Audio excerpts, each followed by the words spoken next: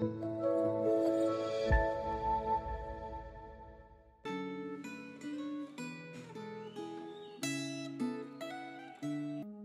Bapak Ibu Saudara yang terkasih, selamat beribadah dan melayani di hari Sabat ini.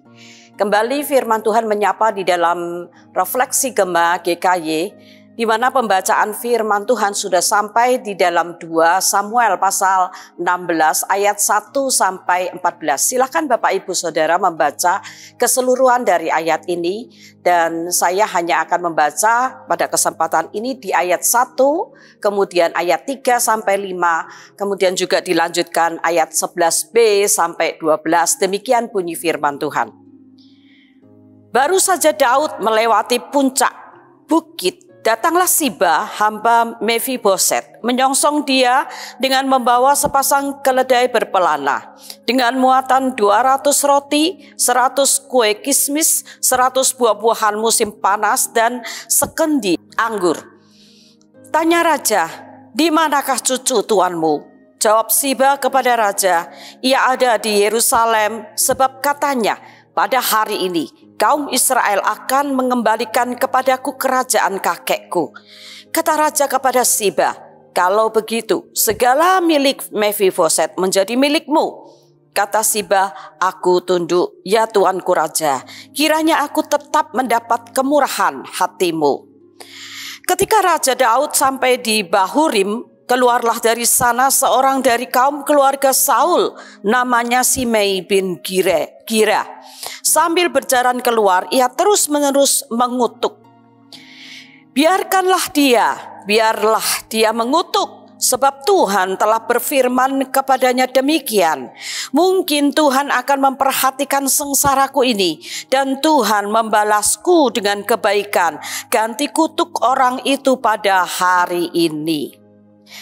Mari sebelum lebih lanjut kita akan berdoa terlebih dahulu. Mari kita berdoa. Bapa yang penuh kasih dan kemurahan, kami sungguh bersyukur untuk firman-Mu yang terus-menerus menuntun kami di jalan-Mu. Bapa, kiranya Engkau saat ini berbicara kepada kami dan menolong kami supaya kami bisa mengerti apa yang menjadi kehendak-Mu. Terpujilah akan nama-Mu. Hanya di dalam nama Tuhan Yesus kami mengucap syukur dan berdoa. Amin. Tema yang akan menjadi perenungan kita pada kesempatan ini adalah kesempatan dalam kesempitan. Bapak Ibu Saudara, saya pernah mengenal seorang ibu yang memiliki kemampuan memasak masakan yang enak. Pada saat pandemi, keluarga ibu ini mengalami kesulitan ekonomi karena suaminya usahanya mandek. Maka akhirnya ibu ini memakai kesempatan di dalam kesulitan hidup mereka ini untuk menjual makanan secara online. Bersyukur usaha ibu ini akhirnya berjalan dengan baik. Ini adalah kesempatan yang baik yang bukan saja telah memberkati keluarga daripada ibu ini secara perekonomian, tetapi juga memberkati orang-orang yang juga kesulitan di dalam penyediaan makanan. Tetapi Bapak Ibu, ada juga orang yang memakai kesempatan di dalam kesempitan untuk tujuan keuntungan pribadi dengan mengorbankan orang lain. Saya juga pernah mengenal sepasang kekasih yang pada satu saat mereka itu mengalami konflik karena ada kesalahpahaman di antara mereka. Nah, laki-laki yang menjadi pacarnya ini punya teman, di mana temannya ini rupa-rupanya juga menyukai wanita pacarnya ini. Nah, di dalam momen atau kesempatan ketika mereka menghadapi masalah ini, teman laki-laki ini mendekati wanitanya. Beberapa waktu kemudian secara tiba-tiba wanita ini memutuskan hubungan dengan pacarnya dan beralih menjadi pacar dari temannya. Nah, banyak teman-teman mereka menyayangkan apa yang menjadi keputusan hal ini. Dan mereka menduga ada ketidakberesan ketika teman dari laki-laki itu mendekati wanita itu. Teman ini telah memakai kesempatan di dalam masalah yang ada untuk kepentingan diri dan mengorbankan orang lain. Nah, Bapak Ibu Saudara, dari peristiwa yang telah kita baca di dalam perikop firman Tuhan ini juga menceritakan tentang dua orang yang memakai kesempatan di dalam kesempitan untuk keuntungan pribadi mereka. Mereka itu adalah yang pertama Siba. Siba adalah hamba Mefiboset, anak Yonatan yang dikasihi dan dipelihara Daud. Pada waktu itu Daud sedang di dalam pelarian, melarikan diri dari Absalom, anaknya yang merebut kerajaannya. Nah, di dalam kesulitan yang Daud hadapi, Siba datang dengan membawa banyak makanan dan anggur untuk Daud dan para pengikutnya. Tentu pemberian ini sangat berarti bagi Daud. Tetapi sayangnya Daud tidak tahu bahwa kalau Siba melakukan ini adalah untuk menjilat Daud agar ia dapat mendapatkan keuntungan. Nah, dengan mengabaikan informasi palsu bahwa Mefiboset itu mau menginginkan kerajaannya, maka akhirnya Daud kena tipu dari Siba. Alhasil Daud menyerahkan harta Mefiboset kepada Siba.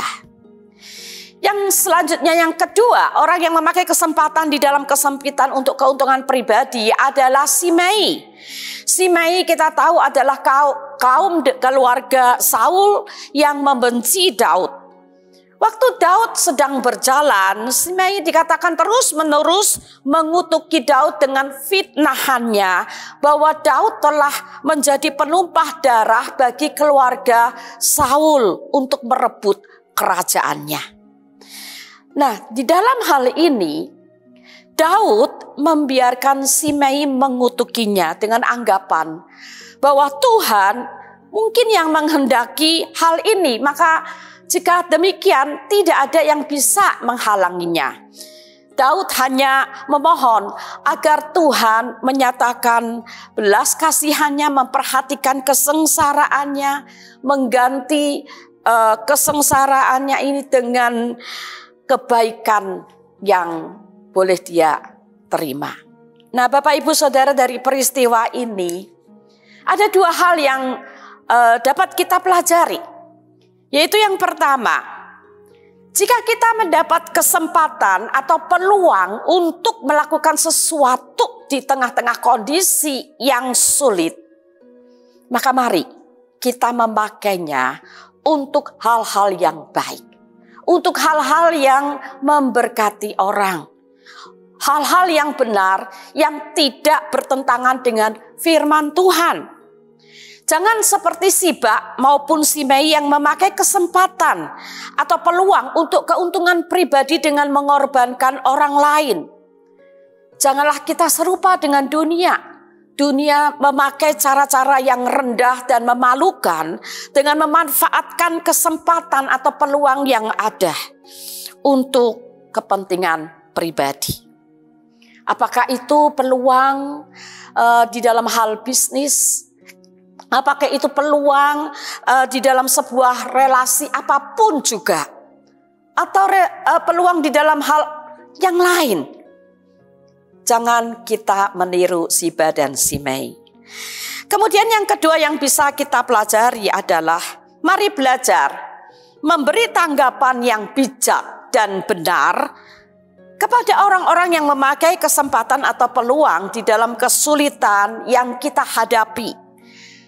Bapak Ibu, jangan tergesa-gesa di dalam menilai atau memutuskan sesuatu atas perkataan atau perbuatan seseorang, supaya kita tidak bersalah dan tidak menyesal kemudian. Mari juga kita belajar untuk memberi tanggapan atau respon iman dan pengharapan di dalam Tuhan, seperti Daud yang dengan tekun menghadapi kesulitan, yaitu dia dikhianati, dia mendapat cercaan, dia difitnah. Di dalam kesemuanya itu, Bapak Ibu Saudara, Daud hanya berharap belas kasihan Tuhan dan keadilan Tuhan. Dia tidak mau membalas kejahatan dengan kejahatan. Nah Bapak Ibu Saudara, akhirnya marilah firman Tuhan yang sudah mengingatkan kita ini, mari kita berjuang untuk hidup benar, untuk menjadi berkat. Khususnya ketika ada kesempatan, ada peluang yang bisa kita pakai. Mungkin di dalam kesulitan, di tengah-tengah penderitaan. Juga mari kita belajar untuk bijak di dalam menyikapi orang-orang yang memakainya. Kiranya Tuhan menolong setiap kita, amin. Mari kita berdoa. Bapa, firman-Mu telah kami baca dan renungkan. Kami mohon pertolongan-Mu supaya kami dapat merealisasikan di dalam kehidupan kami. Terpujilah akan nama-Mu dalam nama Tuhan Yesus. Amin. Tuhan memberkati.